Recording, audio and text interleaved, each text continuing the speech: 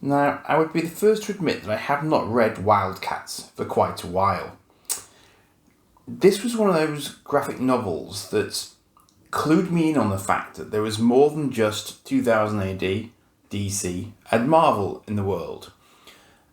And, there were generally interesting comics, really, really well drawn, and quite sort of interesting characters in them, the idea that there are these sort of, now I've got to remember what they're called, sort of cherubims and demonites, and humans that were half and half of those races, and also some people who had just naturally got powers off the back of another event altogether, I think was the general sort of setup. And after the Wildcats, there was also teams like the Authority, and some members of the Authority, I believe, have now become mainstream DC characters because, I want to say it's Image Comics. Who was this released by? I can actually see it better under the light. So this edition was published by Titan Books. Aegis Entertainment Limited, WildStorm Productions, yeah. Yeah, so maybe they didn't actually have an imprint as such apart from WildStorm. So I think WildStorm was the sort of the general collective universe name. Now, the reason why I'm showing you that, and indeed this, if you ever want to delve into them more deeply, there's also this huge Alan Moore complete Wildcats collection, which as you can see is quite thick.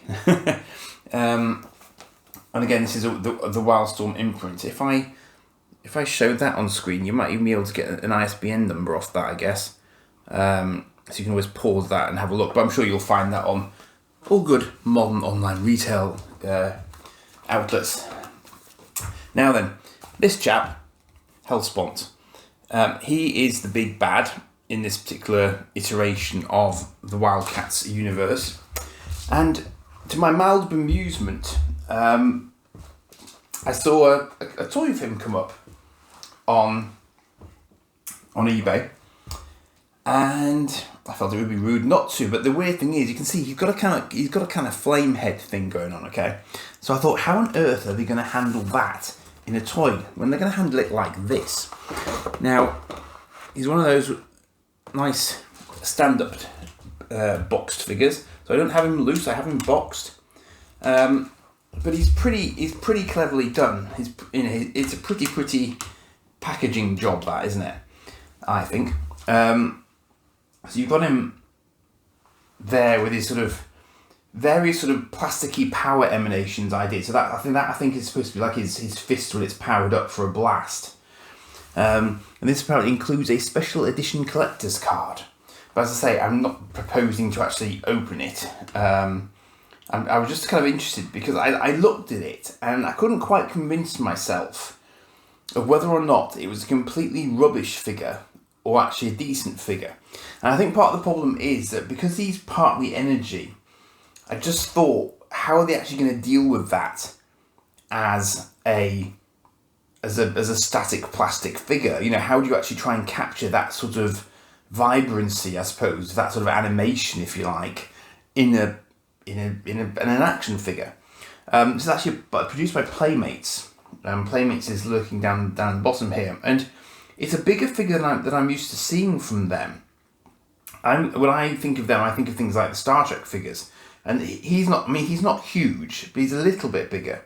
But as you can see, what they've tried to do is give him they've given him a sort of frothy hairstyle, for want of a better description, and obviously they're trying to sort of do that to replicate the energy signature kind of effect that he has in the comics. So they've kind of gone for this sort of effect of hair streaming out the back of him that's see-through, translucent, and so on. But they've given him this sort of slightly odd face, which again I can kind of see what they're going for. But what they probably should have done was just made all of his skull see-through. But instead, it looks like he's got a sort of black mask on a blue face, which I don't think is really how he is in the comics. So that looks a little bit odd. The chest armor and stuff is fine. He's got a sort of random weapon at the top there. and his feet may well be accurate, and he's got quite a long flowing cape thing going on there as well, which looks like it's kind of vinyl sculpted. But I was just surprised to see a figure of him quite so early on. But they were obviously tying it in quite hard to the comic at this point in time, because as you can see, all of the Wildcats are actually represented there in toy form as well. So you've got Grifter, Zealot, Spartan, Maul, and Warblade. And they're all obviously very well featured in the comics, and they all do look as they do in the comics. It's just funny because, as I say, it's the hair as much as anything else that they're trying to capture. It's like Zealot's ponytail is kind of all over the place to signify that she's got it, but it's kind of, it doesn't really work when they're static figures, I suppose. So on the side of mankind, the Cherubim stand in the way of the Demonites' evil plans. The Cherubim, now joined by humans and crossbreeds, together form the Wildcats Covert Action Teams, a super-powerful league of heroes who have developed their own technological wonders. The Wildcats, led by Spartan, create a formidable gauntlet to save Earth and worlds beyond.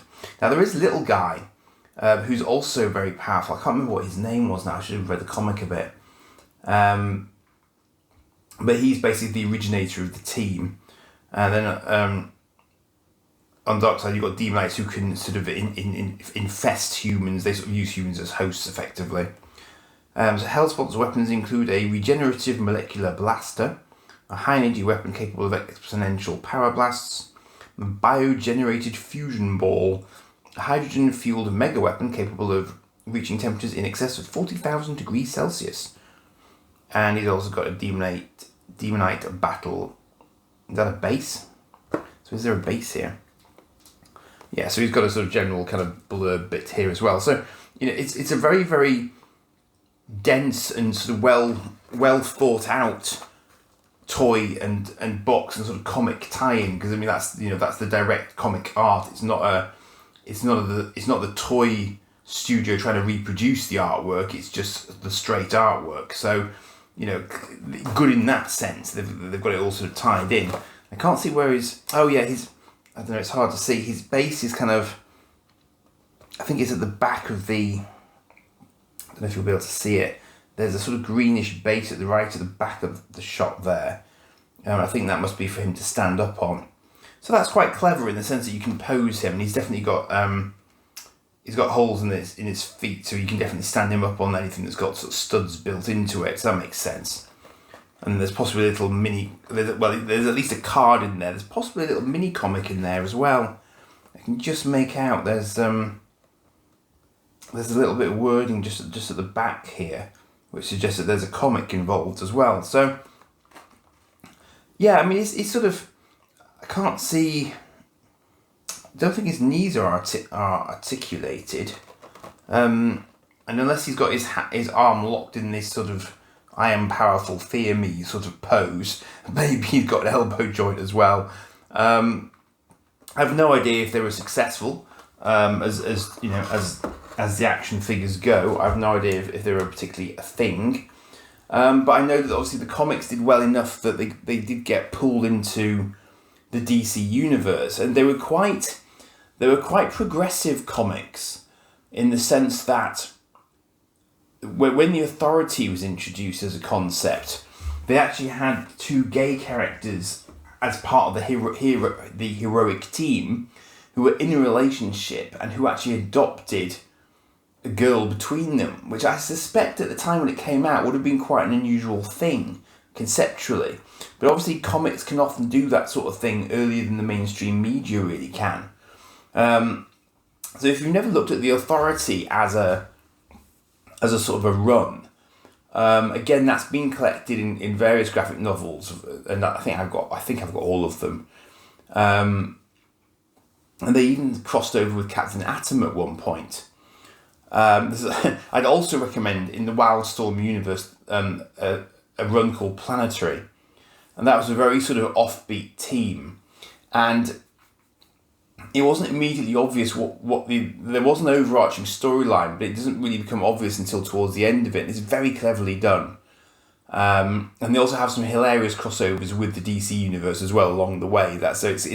It's a very entertaining. It's like an anthology comic in the sense that some of the storylines are like something out of the Twilight Zone. So if you like the Twilight Zone and stuff like that, I would recommend Planetary as one to look for. But as I say, just for information really, just go and have a look at the WildStorm stuff. I mean, it must be pretty old now. What did I quote was in the? I'm gonna have to look at this under the light again. What did I say this year was? Yeah, 1995. So it was mid 90s. So it was pretty. I don't know when. I imagine that the Authority must have been out at about the same time, because again there was some crossover between them all, because they were in the same universe at that point. I think I've even seen the Bleed mentioned recently in a DC comic. So again, I think they may have inherited that from the WildStorm universe.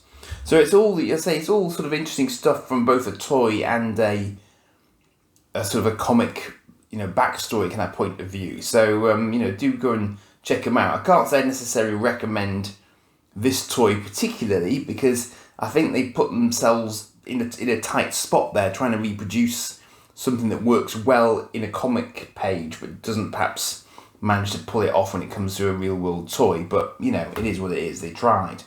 But maybe WildStorm was more well known in America than here.